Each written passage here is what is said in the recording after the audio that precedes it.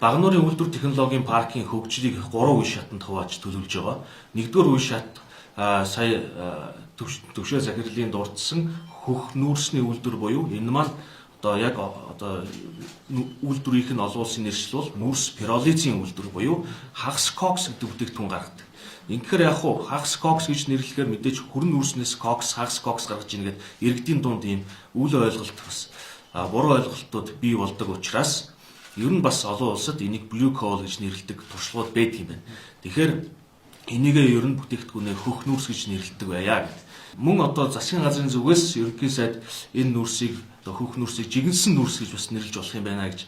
Тэгэхээр яа харахгүй энэ хөх нүүрсийг үйлдвэрлэж байгаа технологи маань нүүрсийг нам температурт 550-аас 750 градусын хооронд жигнэх байдлаар дотроо агуулгаж байгаа хор толцос дэгдэмхийг ялгаж ингэж цэвэр түвш үйлдвэрлэдэг ийм технологи.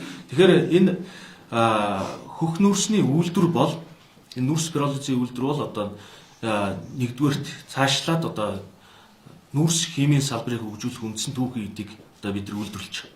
Энэ маань дунд хугацаанд Улаанбаатарын утааг бууруулахад мэдээж маш бодиттой хувь нэмэр оруулна. Олон улсын туршлагууд ч юм байдаг.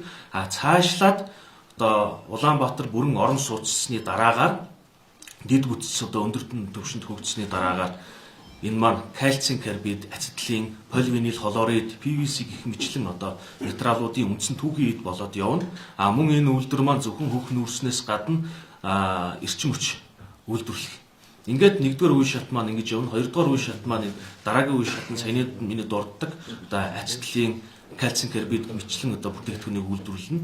За гуравдугаар үе шат маань нүүрсийг бүрэн хийжүүлэх чиглэлд үйлдвэрүүдийг төлөвлөж байгаа. Өмнө Дэлхийн банкны судалгаагаар уулуурхай яамныхан гээд бас нэлээдгүй судалгаанууд, техник эдийн засгийн үндэслүүд хийгдчихсэн. Манай компаниас энэ чиглэлээр наривчилсан судалгаануудыг бас хийгээд дараагийн 3 дахь үе шатны нүүрсийг бүрэн хийжүүлэхэд хамгийн оновчтой Монгол улсад илүү бодит практик амьдрал дээр хэрэгжээд явхад хөрөнгө оруулалтын хувьд болон бүтээгдэхүүн борлуулалт зах зээлийн хувьд оновчтой хөлбөр нь юу вэ гэдэг дээр бас төлөвлөгөө гаргаад хөгжлийн төлөвлөнтөөс уулгачихсан явж байгаа. Эрдэнэс үйлдвэрлэлийн технологийн парк